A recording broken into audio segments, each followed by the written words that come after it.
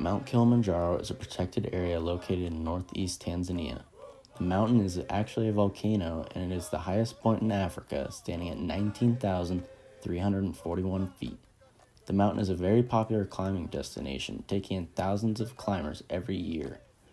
It was designated a forest reserve by the Tanzanian government in 1921.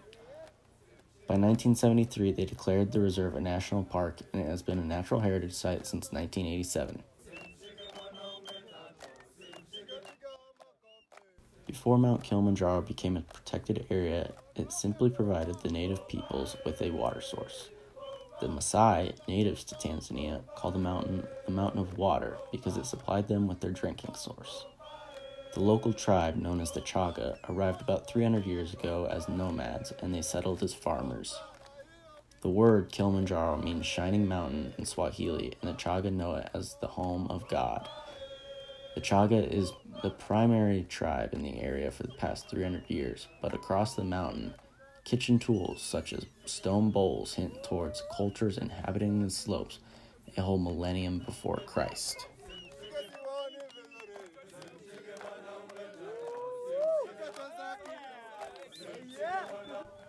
The Tanzanian people and government are the main stakeholders of the protected area. Government and citizens are stakeholders in Kilimanjaro because it provides them with millions of dollars from tourism and permit fees every year. The government took the initiative to establish the area as a protected park with the people's support. Currently, the area is governed by the Tanzania National Park Authority. They chose to declare it a protected area because it has the highest peak in Africa, which is also why it was singled out as a national park. The government worked closely with the local people when establishing the park, and nobody was displaced as a result.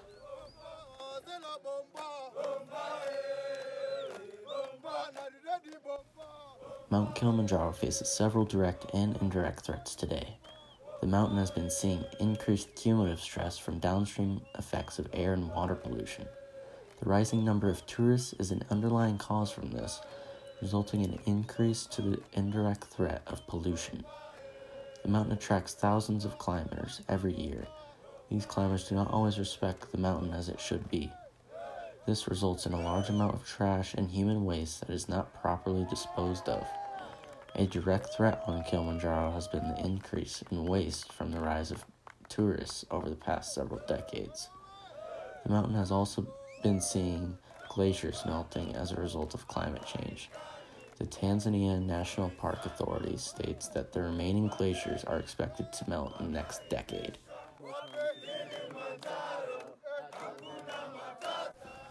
Mount Kilimanjaro's main threat is the human waste and pollution from tourists on the mountain. To battle this, the park has begun building bathrooms and waste sites along the trail and in camps along the climb. This will limit the amount of human waste and trash across the mountain and place it into designated areas for disposal. Whether it is successful or not is unknown due to this being a relatively new management plan that the park has implemented over the past few years. Kilimanjaro's first management principle aims to protect and maintain the park's natural resources. This is done by limiting the amount of climbing groups in the area and what they have access to. This will put less stress on the mountain from human activity, allowing the land and its resources to flourish. The park also has forest reserve lands within the boundaries to ensure no logging or other illegal activities take place. Another principle of Kilimanjaro National Park is to strengthen the park's relationship with local communities. This can be done by involving the locals with the park and its responsibilities.